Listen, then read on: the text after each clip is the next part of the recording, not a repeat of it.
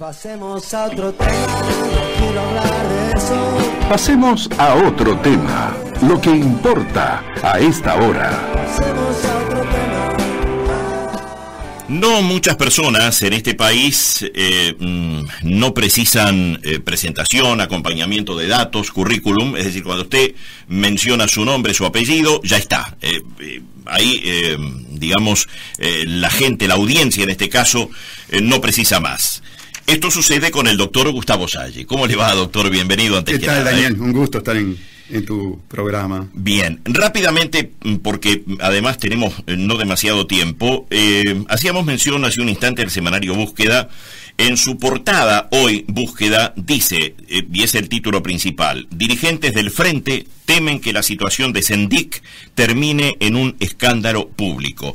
No quiero entrar a leer el artículo extenso de Búsqueda, pero me parece interesante ponerlo sobre la mesa cuando fue usted, doctor Salle, el que sacó a luz lo que luego fue el despeñadero, a partir de aquella denuncia sobre el no título del ex vicepresidente de la República. Y fue usted, si no me equivoco, que también tuvo un diálogo, yo no sé si calificarlo insólito, llamativo, con el propio Raúl Sendik. Cuénteme, doctor Salle. Sí, con mucho gusto. Efectivamente, este titular de Búsqueda incluso se queda corto, ¿verdad? Sendik tiene las herramientas o las armas para destruir definitivamente a esta fuerza política, que yo la he calificado como una verdadera asociación para delinquir. Del Frente Amplio hablamos. Estamos hablando del fraude amplio. Yo me resisto a utilizar el término Frente Amplio porque yo por Frente Amplio tengo el Frente Amplio fundacional, que nada tiene que ver con este fraude amplio.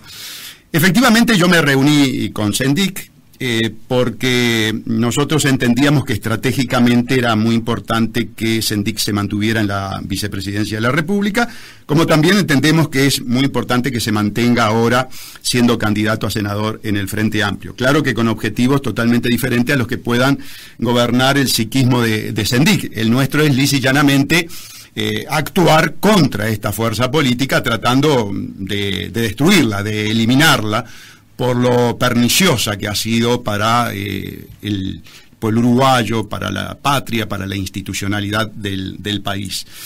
En su momento, entonces, nos reunimos con Sendik para plantearle que él tenía una cantidad de herramientas de carácter constitucionales y legales para mantenerse en el cargo de vicepresidente de la República y que desde el punto de vista procesal, con respecto a sus causas, también tenía elementos para lograr prolongar los procesos hasta llegar a este nuevo periodo electoral. Vuelvo a repetir, como se lo dije al propio Raúl Sendik, nuestro interés es mantenerte en el barco del Frente Amplio porque tú sos un contenedor cargado de piedra que lo sumerge por debajo de la línea de flotación. ¿Eso se lo dijo usted al propio Sendik? De frente y mano. De frente y mano, que supiera bien que nuestra gestión no era una gestión para beneficiarlo a él, sino que era una gestión claramente para destruir al fraude amplio, cosa que yo no oculto, ¿verdad? Sendik, dentro de esa conversación, nos manifiesta que efectivamente él conoce todos los secretos de todos los ilícitos que ha perpetrado esta fuerza política desde el gobierno. ¿Eso se lo dijo? Sí, absolutamente, y que por lo tanto tenía elementos para destruirlo a todo aquel que estuviera conspirando contra su situación de vicepresidente de la República. Obviamente, después y en función de otros contactos que mantuve, ya no con él, hubo por parte de esta fuerza política una presión muy importante que a mi juicio llegó incluso tras lo que en forma muy elíptica me transmiten allegados a él, amenazas concretas con respecto a su persona y con respecto a su familia. Conjuntamente con el tema de las amenazas, con toda esta estrategia conspirativa para sacar a Sendik de la vicepresidencia de la República, se llegó a urdir una suerte de pacto en lo que tiene que ver con su situación procesal, con su situación penal, ¿verdad? Con su responsabilidad penal. Para poder entender todo esto que estamos contando, nosotros tenemos que partir de la base de que, desde el punto de vista institucional, en nuestro país el Fraude Amplio ha logrado una modificación del sistema judicial. Ha habido una serie de leyes que han cambiado por completo el ADN de la justicia del proceso uruguayo, se le ha confiscado todo el poder investigativo al Poder Judicial y se le ha transferido a un servicio descentralizado cuyo director único es el fiscal Jorge Díaz, un hombre del riñón del Partido Comunista, que además está sometido por imperio del artículo 197 y 198 a la tutela administrativa del presidente de la República. En buen romance, pues, blancos, colorados, fraudeamplistas e independientes, a través de la ley 19.334, a través de la ley 19.743, de las directivas a los fiscales, a través del nuevo Código del Proceso Penal, han pergeñado una verdadera maquinaria de impunidad por la cual el presidente de la República puede determinar a quién se investiga, qué se investiga, en qué tiempo se investiga y a quién no se investiga. O sea, usted dice, el jefe, que lo hemos manejado aquí, el jefe del fiscal de corte, Jorge Díaz, es el presidente de la República, Tabaré Vázquez. Sí, porque lo dice el artículo 197 y 198, el que regula los servicios descentralizados. Eso escapa a la gente cuando se habla de justicia y poder judicial. Claro, por eso hay que ser muy claro. En este momento, los jueces han quedado como verdaderos floreros, de adorno, ¿verdad? Se le puede poner una rosa y esa es la función que cumplen. Son meros homologadores de los pactos y de las investigaciones que lleve adelante el fiscal. Los fiscales, a su vez, están sujetos a directivas del fiscal general y, por lo tanto, el fiscal general, cuando algo no le gusta, cuando no está de acuerdo, le hace llegar un sobre por el cual le pide explicaciones o directamente le da directivas de cómo llevar el caso a ese fiscal en particular.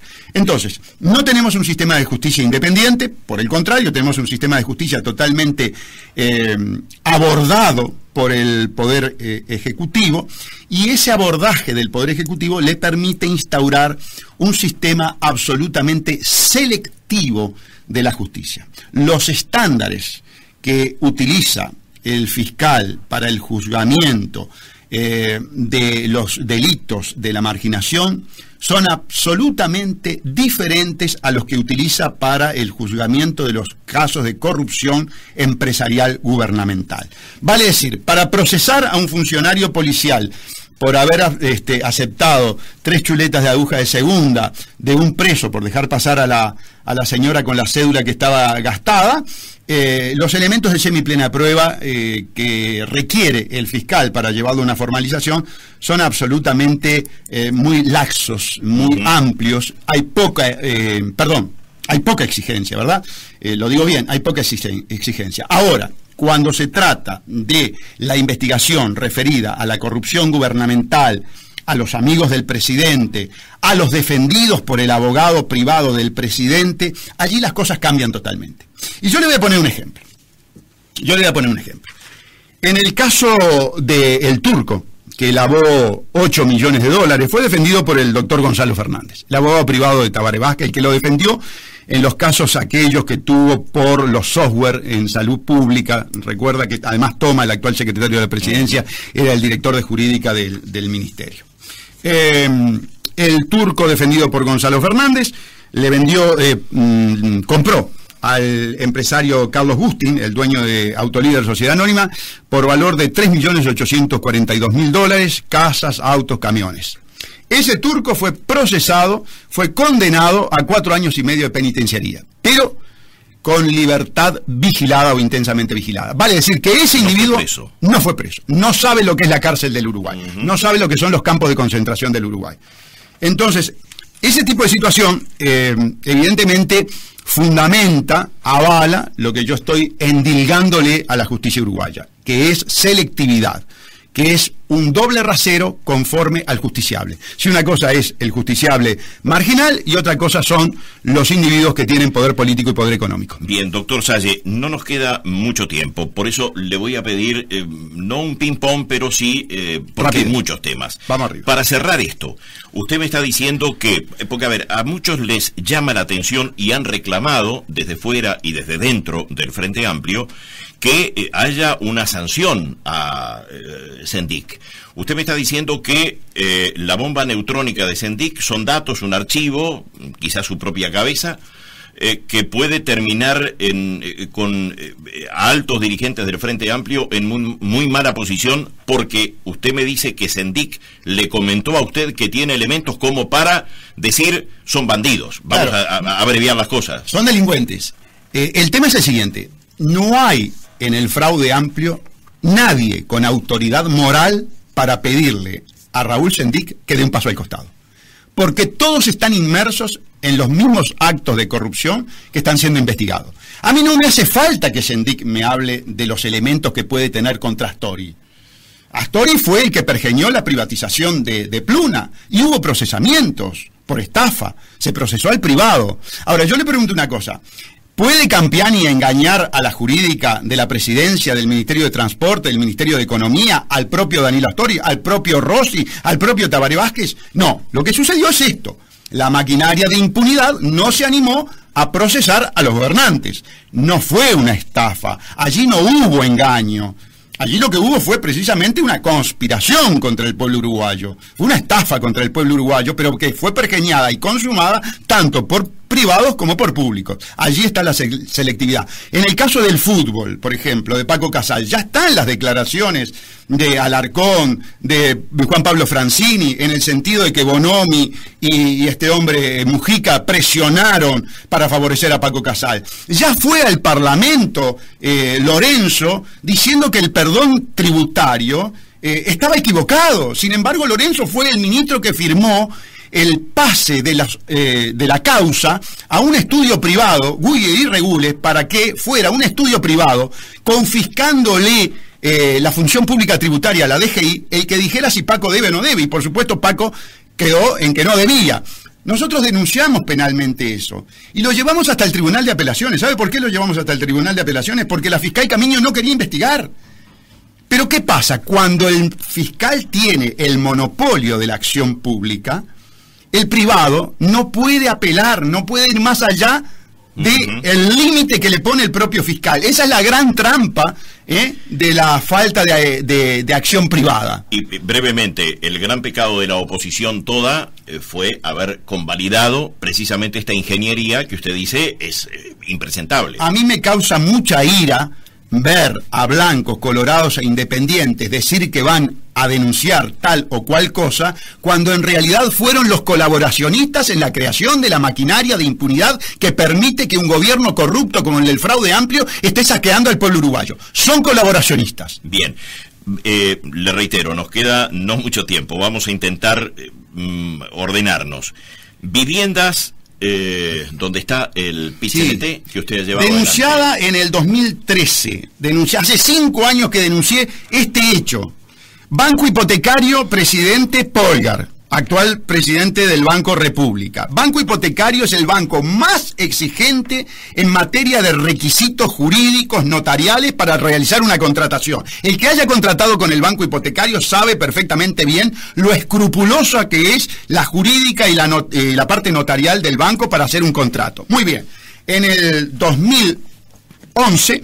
el PIT-CNT, que no tiene personería jurídica, que no existe jurídicamente, que desde el punto de vista jurídico es como el cuco, firma con el presidente del banco hipotecario, es decir, el banco referente en materia contractual inmobiliaria, un contrato por el cual el banco hipotecario respalda financieramente el plan de vivienda sindical. Ahora, desde el punto de vista civil, el cuco, el que no existe, no puede contratar. Yo le pregunto, Daniel, y le pregunto a la audiencia, sin que sean abogados, ¿puede el presidente del banco hipotecario firmar un contrato con alguien que no existe?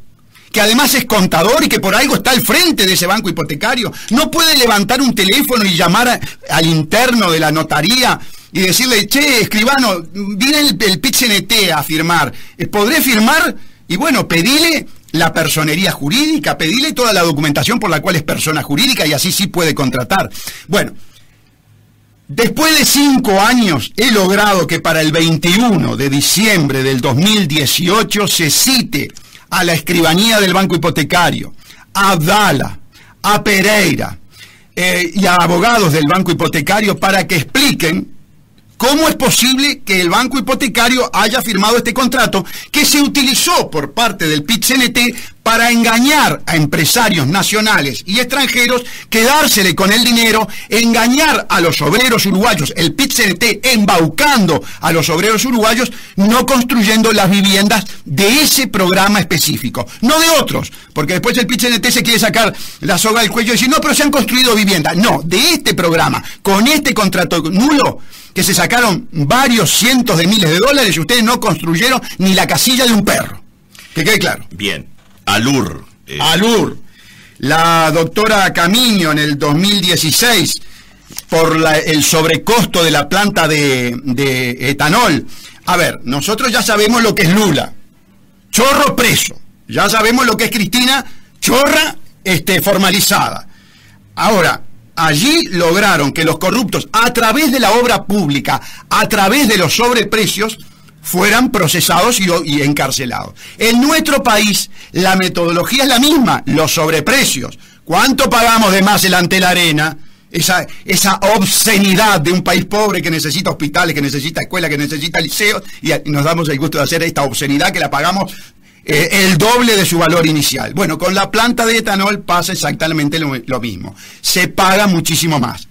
Nosotros hacemos la denuncia, acá está el archivo, acá tenés el expediente, lo tenés a la vista, 2-7328-2014, hace 4 años atrás.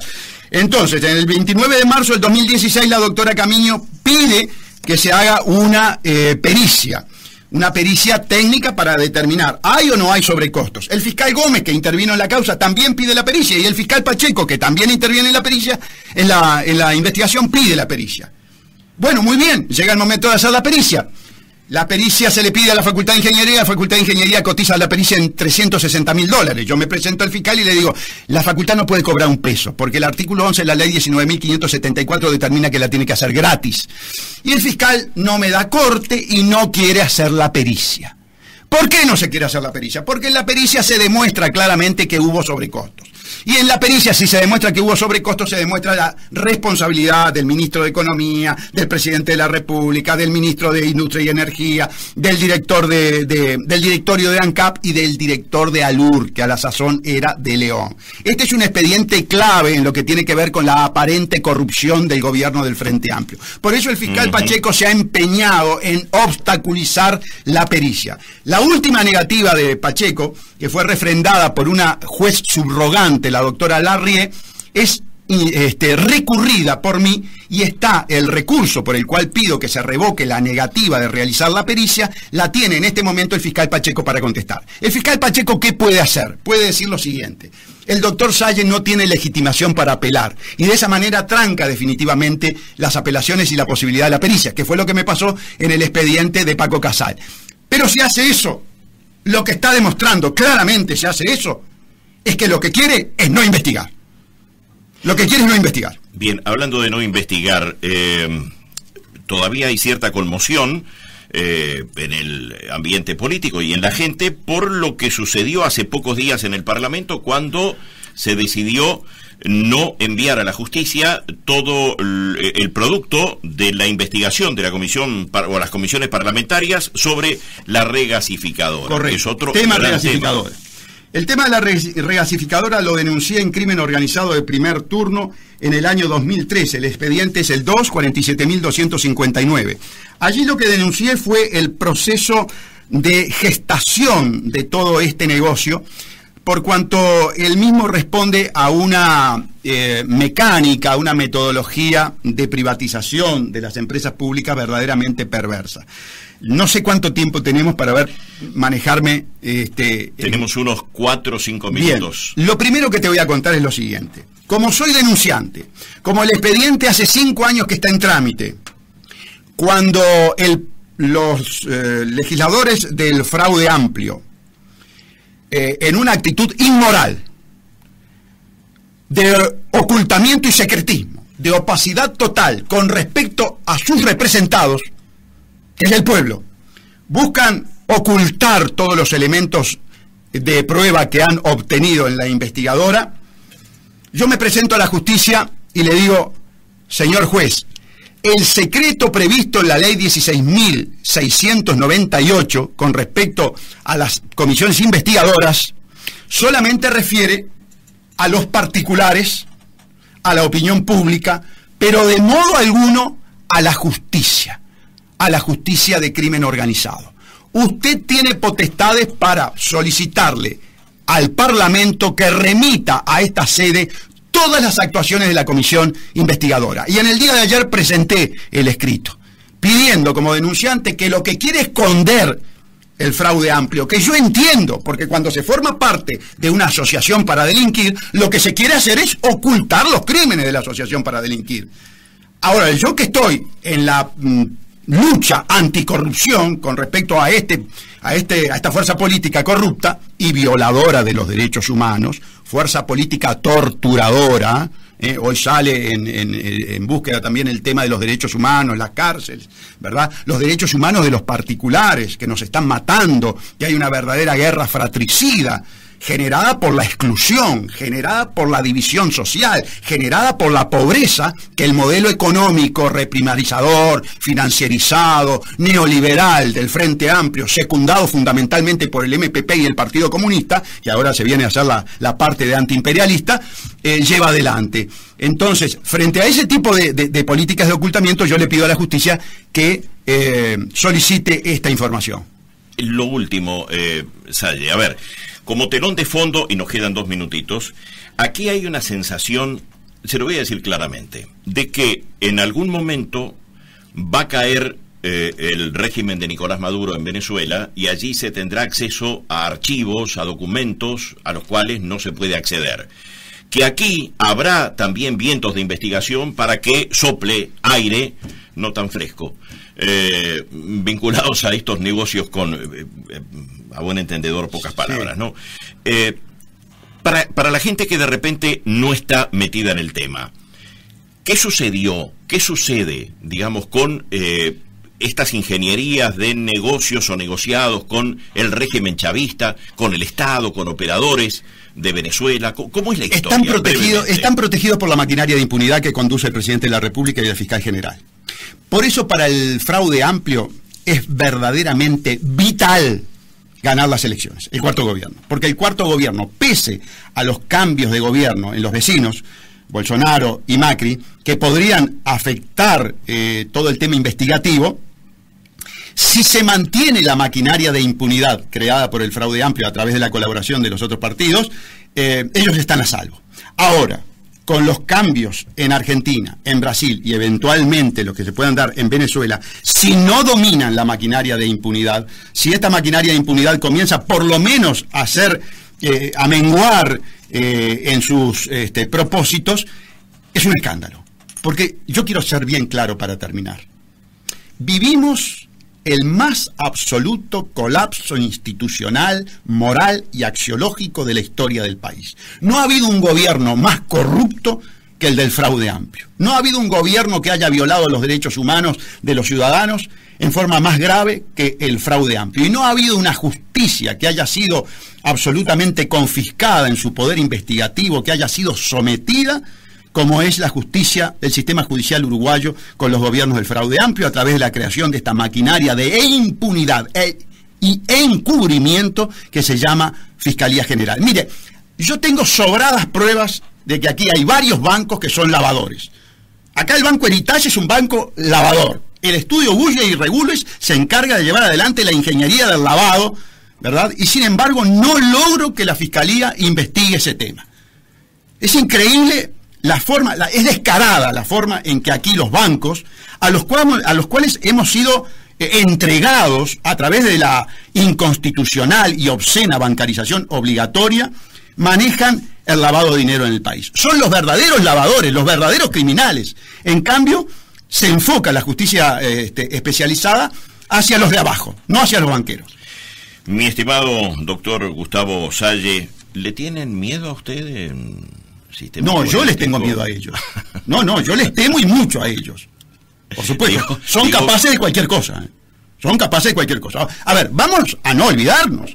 Esta gente que está en el gobierno no tuvo ningún problema de agarrar a un peón rural y matarlo a través del pentotal. No tuvo ningún problema en disparar por la espalda a la gente, no tuvo ningún problema en secuestrar. Nunca tocó. Habla de Pascasio Báez. Sí, y nunca tocó un banquero, eso sí. No, banquero no, oligarcas no. era la revolución, era la liberación nacional, pero matando soldados y matando peones de campo. Nunca tocaron a un oligarca. Doctor Salle, gracias por haber respondido a nuestra invitación, y dentro de poco le vamos a invitar de nuevo, porque se me ocurre que está bueno poner sobre la mesa lo que realmente importa. Aunque a veces los medios nos hagamos los distraídos. Muchas gracias por la invitación. Gracias, doctor Salle. Nueva pausa y entramos en despedida. En otras palabras, con la conducción de Daniel Bianchi. Puesta al aire, Jorge Pitaluga. Grabaciones, Álvaro Escaso.